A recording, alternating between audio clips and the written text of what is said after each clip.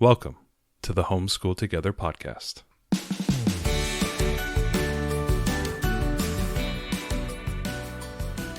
Where one working mom and a stay-at-home dad help you navigate the nuts and bolts of the growing and dynamic world of homeschooling.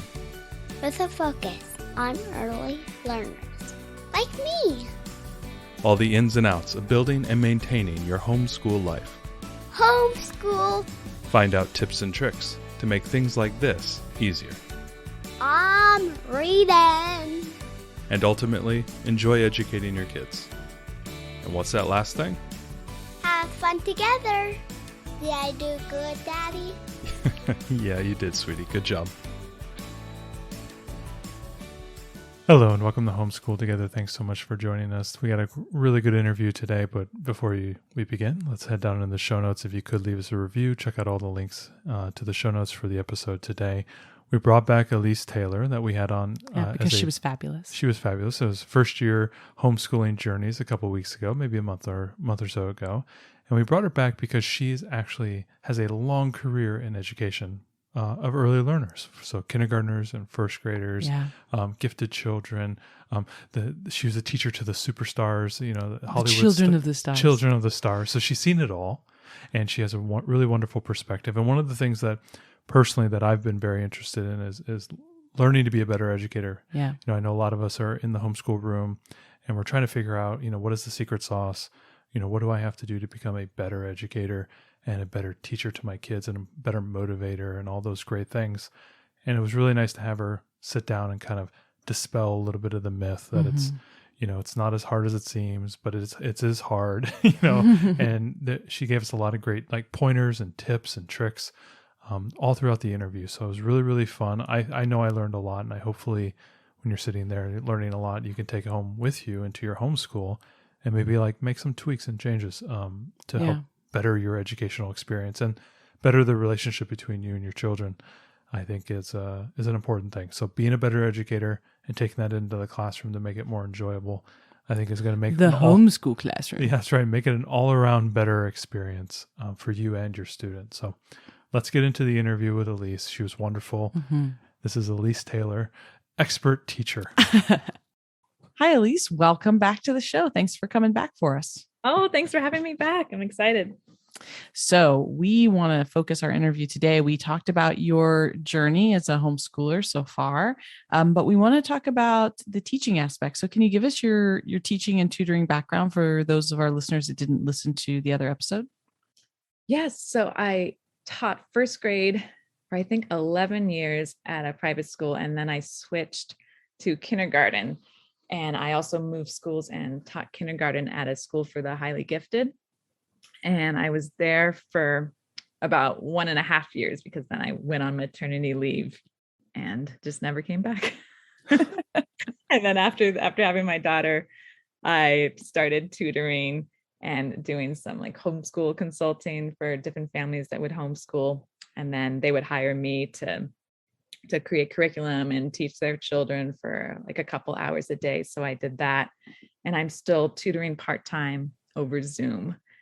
And now I try to keep it to about maybe 3 or 4 hours a week tutoring. But right when the pandemic started, I was tutoring for maybe 6 hours a day. And it was just, I can't do anymore. It's too much. Wow. That's a lot. Yeah, it is. But it was good because then the film industry shut down then. And so my husband was out of work for a little bit. So then I was just, all right, tutor. So you've tutored both students in public, private, and homeschool students. Do you think with your experience as a teacher that there are things that homeschooling parents miss as far as, curriculum or instruction? We're not trained teachers, and that's always something that kind of nags in the back of my mind. Somebody went to school for this. They have all this training and all this experience, and I'm trying to quote unquote do it better. Is how I feel in my head. Sometimes we're trained the wrong way. I don't know if you've been paying attention to the science of reading and all the new reading research. So the way I was trained to teach reading was with sight words and cueing and asking the child to guess, say some of those early reader books they're so horrible. They're like, like animals at the zoo. And it's like, I see a rhinoceros. And you're supposed to like, no, 5-year-old reads rhinoceros. Like, I can't even spell rhinoceros. Like, why are they reading that? Yes, I've noticed this too. Yes. It's horrible. Or elephant. And so I'll be like, well, get your mouth ready. Like, what's the first letter of the word? And the child would say like, oh, R. And I'm like, well, what's that a picture of? And they're like, rhinoceros. It's like, ooh, you just read the word rhinoceros. Like, no, they didn't. They looked at the picture and said rhinoceros. Like, that's not reading. And that's how we taught reading in first grade. Like, we did do some phonics too, but it was also like we taught our students to guess when they didn't have a word. And you're not going to be able to guess in the middle of reading a Stephen King novel. There's no pictures, there's no cues. And that's, that's the end game. You want to be able to, you want them to read for fun and read these huge novels eventually. And just strategies like that are not going to help readers and not going to help students become readers. So do you think that maybe that gives homeschoolers like an advantage in that we can, keep up with what's current? Exactly. And I think they're at an advantage sometimes for not having that teacher training and not trying to make homeschool look like public school.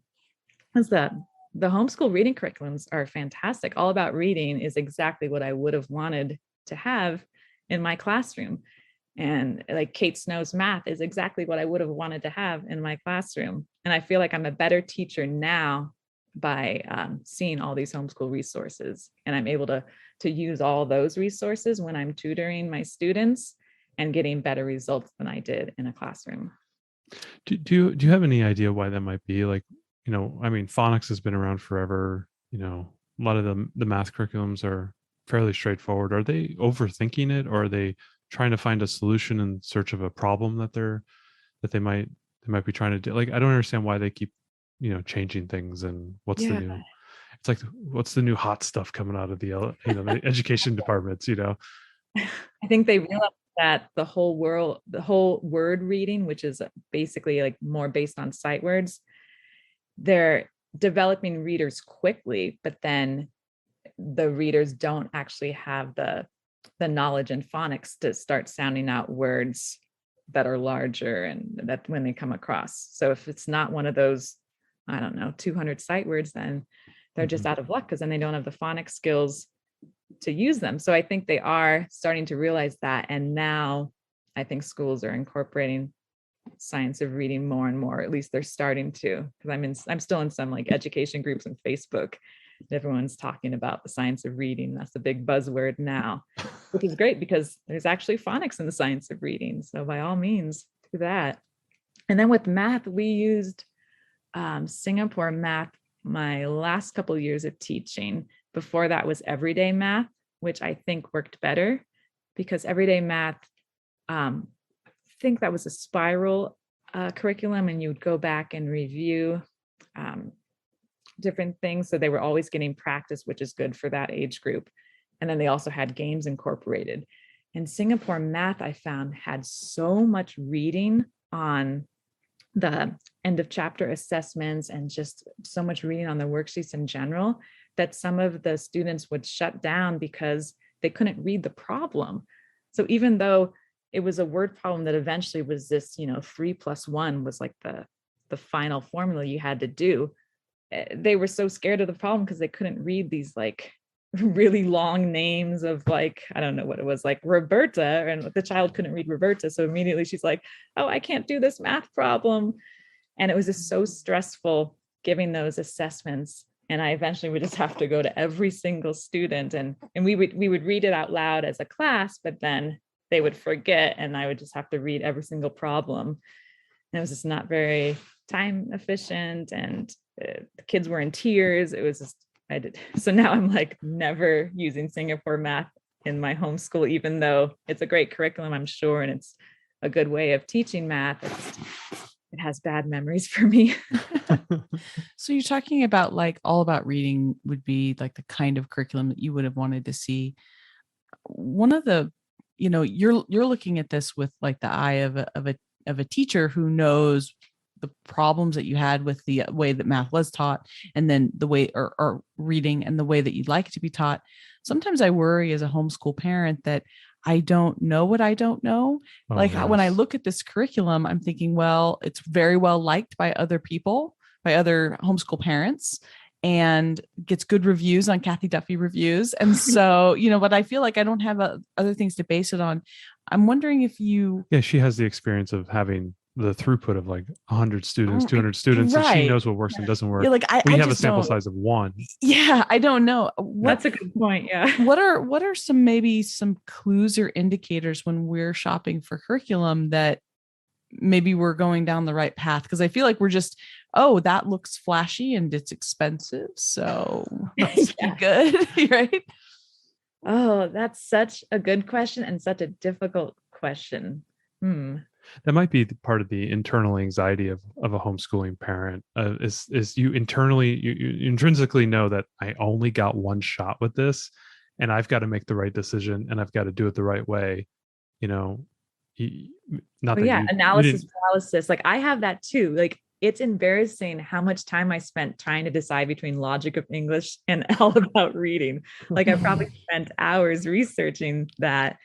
And eventually I just went, well, I kind of did both still because I purchased the Logic of English game book and board games that they have, but then purchased the All About Reading curriculum. So then I kind of like have both things because Logic of English was a little overwhelming to me when I was reading all the samples. And I didn't really like the fact that they taught all the sounds at once. And I thought that was going to be a little bit confusing to some of my students because I was not only shopping for my daughter, but also shopping for like all the students I have too. And so that was one of the reasons I leaned more towards All About Reading because it was a little bit more straightforward. And I also love the readers they have. And I noticed that my students actually liked the All About Reading readers and they liked the pictures. But I also use other resources too. Like I love them, the Usborne readers. Mm-hmm. Yeah, that first reading library, very good. Yeah, because it has the page that the child can read and then also that the parent reads it well. And that is my absolute biggest tip for teaching readers is to do something called shared reading. No matter what you're doing, what book you're reading, have them read a page and you read a page. So then it keeps the pressure off of your student or your learner. And it makes it more of like a fun activity. Like, for example, the Elephant and Piggy books. I use those a lot with my students and I'll be Piggy and they'll be Elephant and then we'll switch. So it ends up being more of like we're putting on a play and just having fun being the different characters. And I'll do that a lot. So shared reading is probably my absolute biggest tip for teaching reading. Cueing in on the issue of anxiety and shutting down and whatnot. Biggest question I personally for me is I have this everyday one-on-one time with my daughter and we're doing curriculum and we're learning about concepts and whatnot. And I just go into it and I try to follow along with what the curriculum is helping me, do. And then also I bring my own baggage of learning mistakes with me. You as an educator, when you're sitting down with a student or you're doing a tutoring job or whatever, do you have a mindset that you have or a structure of thinking when you approach, some type of concept and some type of learning, like, okay, we're going to have 30 minutes or 40 minutes here and we're going to try and learn these 5 things or whatever it is. Do you have a mindset or a flow of doing that education? Yeah, my biggest mindset is how can I teach the student in a way that they're not going to get upset and they're not going to get stressed out? Because often if I'm called in to help, it's a subject that they're already worried about, or it's already been ending in tears, like when the parents have tried to help them with math homework. So I'm really careful in making sure that it's not a stressful environment. And I'm really like catering to their interests. So I'll find out before I even meet with the student, I'll ask their parents like what their interests are and like what TV shows they like or what activities they like to do. And then I'll find books that match their interests, or even just if I know they like to play Mario, or for example, and they're having trouble with punctuation. So then I'll make up little sentences that have to do with, I'll write a sentence on the iPad with the Apple Pencil, like Mario rushed over to rescue Princess Peach, and I'll make like capitalization errors on that. So then they'll have to correct that. But the fact that it's something they're interested in really like helps them. So I'm just always trying to make it fun and make it painless. And I do a lot of graphic novels with my reading students, because that way we can pick characters and we can make it fun and exciting. And I even had the student tell me, I think it was just like 2 weeks ago, we're reading the Babysitter's Little Sister graphic novels. And she's like, Elise, I just want to say, I am so excited about these books we're reading. And like at the end of our sessions, I just really want to know what happens next. And honestly, I thought these books were going to be boring, to tell you the truth, but it's really not. I was like, oh. So I'm just always trying to meet each student where they are and have fun with them. And if they're really not understanding a math concept, for example, I'll do the first problem of their homework for them. Like I'll just show them like all the different steps, and then we'll do the next one together. And then I'll slowly help less and less until they're doing it fully by themselves. And then for the last 2 problems on the page, because these homeworks are crazy long, and there's tons of problems to do. So then for the last couple problems, I pretend to be like an alien, which is ridiculous, but I'll be like, I am new. What is this? And then they have to like explain it to me. And I know it's ridiculous, but they have fun and it helps take the pressure off. And then they're explaining it to me. And I know that's when I know they understand, because they can explain it to someone. Like they can pretend to be the teacher and I can pretend to be the student, or, ET or whatever I'm doing. So keeping it light and fun and a good experience, switching the roles of teacher and student, helpful. What happens if it falls off the rails and you need to pull out your Jedi mind tricks to calm down the frustration? Like, if you get into a situation where the learner is just shutting down, and I've seen this with my daughter sometimes, or you might be getting frustrated, maybe as a parent or as an educator, is that the point where you abandon, you say, we're going to come back to this later? Or are there some tricks and tips that you can do to You never want to have tears? I mean, if it's to that point where they're having tears, like if I'm tutoring, I'll take like a little like brain break, and we'll just play a game together. Okay. And the same thing with my daughter. We'll just totally stop what we're doing and just play a game or go play Barbies or something and come back to it. Because and even when I was a teacher, we always told the parents, like the teaching partner I had, like if there's tears with homework, like let us know, and we'll just stop the homework and just bring it into school and we'll explain it to them. But my client, and I say that to my clients too, and they're like, oh, well, our teachers don't say that, do that. And I was like, well, okay, if there's tears and you're having a math homework like crisis, and even if we're not scheduled that day, I mean, just text me. Like I can hop on Zoom, it's fine, and I can talk you guys through the math crisis, because I never want to see anyone stressed out and crying. That's very that's good. But sometimes we're in that moment, we just can't get ourselves out of it, and I know I get stuck in that. I'm like, no, just let's keep going, we can do this and whatnot. When you're doing that educating, are you looking at the body language? Are you looking at the eyes? Because we want to try and head it off before it gets to that point. Are you looking for those cues while the kid is working? Definitely. Okay. All right. That's always something that I think that was some of the hardest stuff that I had to learn. Wasn't necessarily the material that I was covering, because it's basic phonics and math and stuff, but it's the emotional aspect and understanding where the kid is. And sometimes they shut down too because it's too easy. Like my daughter was doing this for like something like I think it was like the mind vendors, like come find me, or it was like critical thinking company, like come find me, like which animal am I have like a long snout or whatever. It was something like super easy. And my daughter was like, oh, I don't want to do this. blah, blah, blah. I was like, well, what's wrong? She's like, I want to do the harder games you do with tutoring. Like, I want to do the next level. I was like, oh, so she was like completely shutting down because she like was insulted that I was asking her these questions. It feels like a razor's edge that you're on sometimes. Sometimes it's like, oh, this is too hard, or this is too easy. And you're just like, oh, just pick one good because I could do. Exactly. So we've been talking about the one-on-one. You as an educator in the classroom, you were in severe disadvantage the whole time. You were playing zone defense against 20 kids. Yeah. How do you manage all of that when you add just one more kid and maybe another kid? Because there's a lot of families out there are homeschooling 2, 3, 4 kids at a time. How do you manage that as an educator? Or do you just grip the reins, sort of like Ben-Hur style, and you're just like hanging on to the chariot as you're going around?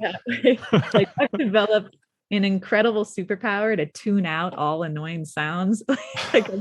like my daughter was doing something annoying, and my husband's like, "Oh my gosh, like why aren't you telling her to stop?" And I was like, "What?" Like I hadn't even realized she was doing anything. And I was like, imagine having 22 kids all making that annoying sound while you're trying to like help one student with like, a worksheet. Yeah, teachers are really good at tuning out outside noises. And then they also have great patience too, which is helpful. Is there anything, when you see the teachers like yourself, especially those early years, and even when you get up to the upper levels, they command the room. Is there anything that we can do to have a little bit more confidence in front of our children? Because sometimes it's almost like they're like predators where they can smell the fear. And like, how do you have more confidence? Is it preparation? Is it just the repetitive nature that I've done this, for 10 straight years? I mean, how can we as parents get a little bit more confidence in front of our learners? I feel like when we have the curriculum in front of us, that's when like our kids like really like pounce and like don't, like it never goes well when I actually have the curriculum book in front of me. So I find like if I quickly read like your all about reading book is right there, or your teach your kid to read 100 lessons and you're reading from the script, they can tell. Yeah, they can see that. Okay. Like, oh yeah, then it's like, oh no, this is school and like you don't even know what you're doing. So if I find that if I happen to come up with this brilliant lesson in my head, even if it's something that I read in All About Reading, like if I just like say, hey, let's do this, or let's play this crazy game where we try to like make 10, and I just, if you pretend like you've come up with it on the spot, then they're more likely to participate with you rather than like seeing you read the rules for Race to 10 in the math book or something like that, or Addition War. So if you just naturally play Addition War with cards, I find that it's gone much better for me than when I pull out the math book and have like a stack of math games on top of the dreaded book.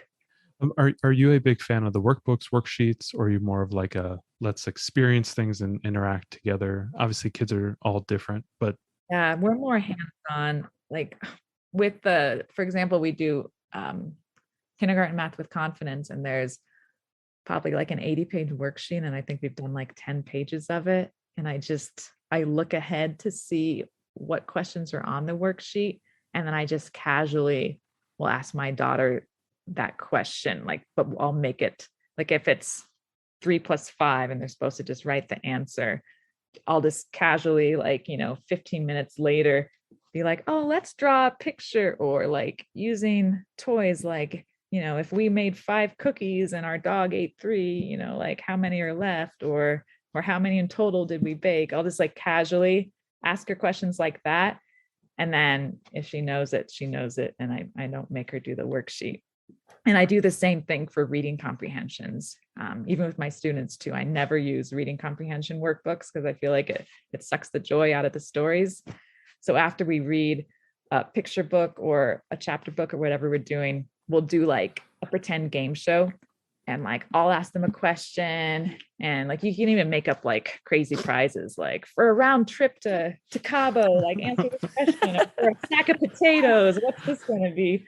And then so I'll ask them a question, they'll answer, and then I'll have them ask me a question based on the book. So like, what was the name of the next door neighbor? And then I'll answer them, and then I'll ask them a question. So then we just go back and forth. So it just feels more of a game. And I'm still, testing their reading comprehension, but they're not knowing it's a test. And so therefore they're not shutting down. Okay. And even if you have to give assessments for your homeschool, like based on what state you live in, I would do one of those. I think it's called Homeschool Boss, maybe. It's one of those computer programs. So completely separate the test from you, the parent. And so that way it's not like you're giving your child this like dreaded test and putting pressure on them. It's the computer's test, we're just seeing what you know. And those tests are great because I guess there's some kind of algorithm where they change and it becomes more difficult or it becomes easier based on how your child's performing. Mm-hmm. So I would just completely separate yourself from all assessments and just do like fun quiz shows and just like buy a test on the computer if you have to. Yeah, I just saw that with the Math Mammoth.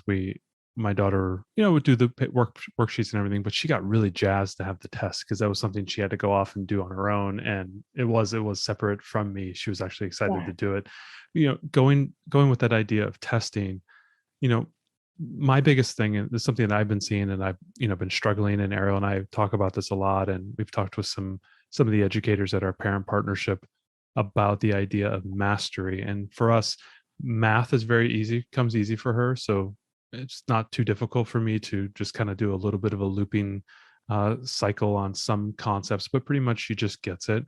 For me, it's the reading. And I think a lot of parents out there see the same issues around reading where there's a lack of mastery, like, oh, you've learned all your sounds. Okay, well, now here's the secondary sounds and the third and fourth order sounds for some of the vowels. And here's some letter pairs and here's the CVC words. But it just doesn't seem to click with like the early readers, or they're still just decoding everything because that's the easiest way to do it. How do you drive home the idea of mastery, and how do you know that the kid has mastered something? And reading just takes so long in general. That's the thing. Like, I don't think like they learn to walk, they learn to talk, they learn to do all these other things. And we all think, oh, reading 6 months, should be reading, no big deal. And it's been like 2 years and I feel like I'm screwing up somewhere. This is taking forever. That's completely normal. Okay. And we start with like phonemic awareness, where you do like rhyming games and things like that. And I made like a crazy big deal about rhyming. Like when my daughter was like 2 and 3, we'll just casually like, she'll mention something like, oh, and then the ring, the king had a ring. And I'm like, oh, ring and king rhyme. Oh my gosh, they rhyme. And like every time she would say something, I would like just like throw a parade because a word rhymes. And like, it's so ridiculous, but rhyming's a hard skill for some kids to learn. And it's really good to get it going early on. So we've got rhyming in the bag, but yeah, I would like, there's just so many different stages in reading, where the pre-readers, and then you have like your letters and sounds, and Leapfrog Letter Factory is a great DVD for teaching and enforcing letter sounds. So I use that with my daughter. And in terms of mastery, I guess just playing different games we do with letter sounds, and then hiding all the CVC words around the house. And I do that to like break up the All About Reading Fluency sheets. And I find that like you just kind of know that they've mastered it once it stops taking, a minute per word. It's just so painful when they sound that like and then they'll be like tab, and it's like, no, you just sounded out rat. Like you literally said all the correct sounds. It's so happy or they sound it out, they get it, they know it's rat, and then 3 words later it's rat again, and we're back to decoding, and then doing it again, and then 3 words later it's rat again. We haven't learned that. It's so painful. It's really so painful. It is. And it's more painful when it's your own child than when it's a student. And I'm like, there's been times when I'm like, okay, you literally just said that word, but I'm like trying not to say anything. Or like I carefully underline the 4 instances of the word that you have just read. Now, which one do you think this one is? I don't know, Dad. I'm going to have to go back to decoding. I'm like, oh my gosh. You're killing me, kid. You're killing me, kid. Oh, so true. It's a long journey. And I feel like partly my fault because we haven't done as much reading practice this year because it's been like that. And we should be doing it every day and then it would get easier, but it's just so painful sometimes. And it's okay to back up and just read fun stories and get them excited about reading. Like that's okay if your child's 5 and 6 and then there's even late readers like at 8 and 9, and all of a sudden it'll click for them and they're okay too. Like it's just as long as you read good stories together, like they're gonna be okay and they're gonna enjoy reading. Just don't put the pressure on it's them. hard because like, a lot of people we interview, we just seem to, oh yeah, they just kind of picked up reading. Oh, they started reading one day when they were 4 and it just happened, and it's like Everybody listening, whenever they say that, Matt's eyes are just shaking. My head is So shaking. annoying. I get annoyed by those people too. Don't worry. I'm like, I'm very happy for them, but it's really hard to hear that. It's like, all those people that say that they had just these flawless births with their kids. And then I'm sitting here just like thinking about the traumatic births that I had and going just like, son of a gun, like I'm just like, I'm happy for you. And yet, that's, I like that we're talking about this experience for those folks that aren't having an easy time of teaching reading, and that it is taking a long time, so that they know that that's still perfectly normal. I think teaching it. I'm literally a reading teacher, and it's painful for me to teach reading to my own daughter. Well, I think the thing is, you go through the process, you don't realize how much of a pain in the butt it was probably for your teachers and your parents. And I appreciate the complexity of the act of reading now more than anything. Like when I read now, I have that in the back of my mind, is that this is not an easy skill to learn because I'm doing it right now. But then I've got my younger one who's 3, who's like, oh yeah, Dad, those are sounds I know. And I'm like, God, man, where's your sister in this one? Like, this is crazy. But we don't know that she's going to read easily. I don't know, but she's already starting to do letter sounds and letter recognition. And I'm just like, and she hasn't turned 3. That happened to us too. That happened to us at like 3 and 4. She knew all her letters and letter sounds, and all of a sudden we've forgotten them now. So I don't know how that's happened. And it's interesting, when our daughter was like 4.5, we had some friends that were kind of the same age. They started a reading program with their daughter, dynamic learning, I think. And, she was doing great with it and stuff, and our daughter wasn't ready yet. And then we were always like, oh man. And, now the girls are almost the same age, and her daughter doesn't want to read just as much as ours doesn't want to read. Yeah. So even though they started early and initially her daughter had a greater velocity with her, reading, they're kind of in the same boat too. Yeah. And it doesn't mean struggling, and it doesn't mean they're not gifted, or it doesn't mean they're not smart. Like people have so like competitive, like, oh, well, my kids reading at age 4, they were reading out of the womb. It's like he was doing Morse code on my belly. He was so smart. Exactly. Like they can still be smart, but like not interested in schoolwork because they think it's boring, and that's totally fine. So going with all that, that was all wonderful and everything. And then going into your experience, we're talking about teaching kids and whatnot. Next thing, that logical thing that happens with your experience being in the classroom and your colleagues in their classroom is the idea of, am I doing enough? One of the big things that people are fearful of is that they sit down, I do my math lesson, my kid does a great job, does the reading lesson, great, reread some books, we do a little bit of science, and I look at the clock and it's been 2.5 hours, and it's not even noon, and these other kids on the street are sitting in school for another 6 hours. What am I doing enough is the biggest question. Totally doing enough. And stop after 2 hours by all means. Just go have fun, because school, there's so much busy work at school. Like if they finish their lesson, like quick, gosh, what do I give you to do? Like, oh, here's this old coloring page I found in like the back of my desk, like here go do that. I mean, seriously, it's stuff like that, because we still have other students who like aren't understanding and are taking a long time, and then we'll have like early finishers who just rush around, and then it's just like there's some students that'll take like an hour to just do one handwriting without tears, sheet, and it's like, all right, come on, like you can do it. And then there's other kids who have zoomed through the whole thing, and then we have to find something for them to do. yeah, and at school we have to manage, 20 different students, and we have the advantage as homeschoolers that we can tailor the lesson like to one child, or maybe 3 or 4 children, and even that's more manageable than 22. And so Yeah. of course you can get things done in 2 hours. There's only one kid to worry about, and there's no like bathroom Distractions. breaks, or like one kid throws up on the floor and then you all have to go into the library. True story, like the room smelled so bad that we had to like leave and go into the library. Stuff happens. And I'm really curious from your classroom experience, how much of your day was spent doing math and reading versus some of the other, science and social studies and art? And it seems to be very math and reading only focused. And The entire first half of the day is math and reading.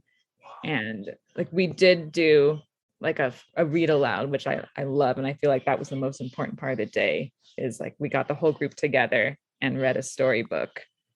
But yeah, they break into reading groups, and like I would work on phonics with different groups, and then the other teacher in the room, because there's 2 teachers, would do guided reading, or sometimes we would switch. And then with the math, we also had it broken down into 2 math groups, which was like a slightly more advanced math group, and then the more like grade appropriate math group. And we would be taking turns teaching each one of those. And then it would be lunchtime, and then it would be recess, and then they would go to PE, and then they would come back. And I think we only had 1 or 2 hours where we would do science and like go to electives and things like that. So it was mostly just reading and math. But I was very fortunate at that private school. They did have electives, and I don't think public school has art and science and computers and music. And I think sadly, all that's being cut with funding issues. Mhm. Yeah, from our research, it seems like they do like 40 minutes or so of like a specials every day, and that rotates if they got their reading and math done. Yeah. And if they didn't, then that stuff starts getting cut. So we were curious, though. It does seem like we're able to move so much quicker that you do feel like, wait a minute, that's it? That's all? That's all we have to do today? Short and sweet. I mean, it's perfect. And then you have time to like do little field trips and be involved in extracurriculars and like do art, and yeah, I mean, whatever you guys want to do. So we talked a lot about reading and the length it takes and a lot of the challenges around that. Do you have any advice for parents who are working with math and maybe a student who's struggling with math? Yeah, my same advice goes for reading too, is just take a breather. Like if ever your learner's ending in tears, I mean, stop the lesson, and I would even like try to go about the lesson in a completely different way. Let's see if I can think of an example for that. Like if it's a big worksheet full of simple addition or subtraction problems, like find a game. There's a great game that I don't really see talked about a lot in the game schooling Facebook groups, and it's called Sequence Dice. Do you know the game Sequence? Yeah, we have several versions of it, but I didn't know there was a dice version. Yeah, neither did I until this a couple months ago, when I didn't want to make my daughter do this big worksheet of like 3 + 4, 7 - 3, like stuff like that, because I knew that wouldn't go over very well. So with Sequence Dice, it's this brilliant game because it also practices 10 facts too. But you roll the dice and say you rolled 3 + 4. So then you would cover up one of the 7s on the board, and it's like kind of a mini board. And then if you roll one of those like 10 pairs, like either like 6 + 4 or 7 + 3, like 10s were wild. I think 10 was wild. It's either 10 or 12 that's wild. Like, so one's wild, and then one's you get to remove your opponent's chips. So that game you're practicing the make 10 facts, which is so important. That's probably like if you do nothing in kindergarten but those make 10 facts, like you have a good year. Because I'm finding a lot of students, even 2nd and 3rd graders that I work with, don't know the make 10 facts, and it makes everything so much difficult, so much harder. Yeah, it does. So Sequence Dice is a fantastic game for that. And then Some Swamp is a good game to avoid worksheets, which is it's a classic homeschool game. Yeah, we love Some Swamp. Yeah, and Sleeping Queens is fantastic, and same with Rat-a-Tat-Cat for early edition. So I just like, if you see someone's shutting down, like one of your learners shutting down, just, rip up the worksheets and get out a game and just approach it completely different. And same with like fractions, like start cooking and baking. I mean, there's so much math involved with baking, and it's fun, and you get to eat stuff. So I mean, it makes it way more fun than doing the worksheet. Yeah, my daughter's been really into dominoes lately, and we do the cumulative scoring. So whatever the face value of all the dominoes that are left, and she has to add them. And so she's, practicing her carrying the one, and then I do it in reverse, where we go from 100 to 0, and then she's got to do her subtraction. And she doesn't even think of it as math. We've done enough of it where she's starting to look at me going, Dad, am I practicing math when I'm doing this? I go, no, sweetie, no, you're not. Life is math, child. Life is math. No, just keep doing it. This isn't school. This is not school. This is not school. Yeah. Yeah, like Zeus on the Loose, that game? I used that a lot in tutoring, and I would print out a hundreds chart, and then to like help, we would use markers to help keep track of what numbers we were up to. So then we didn't have to do everything mentally. That's a good idea. Yeah, we have Zeus on the Loose, but we haven't thought about that. Some of these games, it's funny because we've played them as a couple, and now we're like, oh yeah, we should probably pull that out and leverage that. One last question, and then maybe a parting idea at the end is, there's some parents out there who get the Matt Buza patented head shake, and when they say their kids are gifted and they're already doing math and reading at 2 and 3 years old, what can a parent do to, to see that, and maybe, what are the things that maybe you as an advice as a teacher who's, I believe you've taught gifted children as well. What do they need to do that's a little bit outside the norm that the rest of us have to do? I would say to get those like single player logic games, because a lot of time in the gifted population, if something is not coming easy to a child, they'll get really frustrated and they'll shut down. So those games, which get really difficult, are a great way to build perseverance. And there's some of those. Oh gosh, I was doing Beast Academy with one of my students, and there's these puzzle games. I think it was called Ice Pucks, and it was so hard. I literally had no idea what to do on this one challenge, and I was starting to get embarrassed because I was like, oh man, here I am. They hired, a gifted tutor, and I can't even do this puzzle, but I went with it. I was like, gosh, this is really hard for me. Like, I'm having a hard time figuring this out, but I'm not going to give up. I'm going to take a deep breath and like try it again. And eventually we got the answer. So thank goodness, right?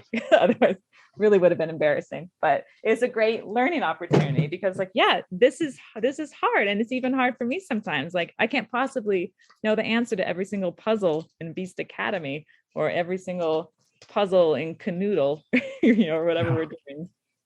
So that's a great, learning lesson. And then for gifted children, I would really urge parents to check out Colleen Kessler's resources.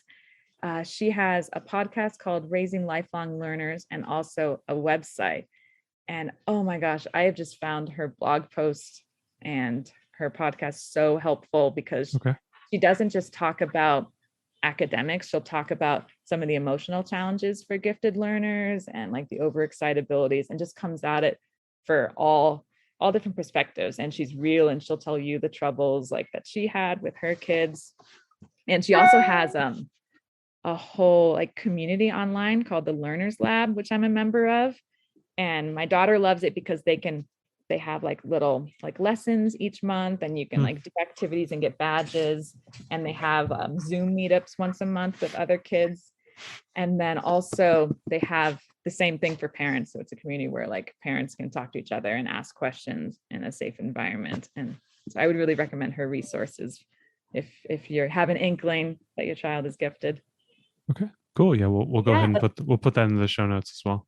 Yeah, and not so much like just because they score high on a test like doesn't mean you have to cram them with academics. Like let them explore their interests, and they can still be gifted and be into musical theater instead of math, things like that.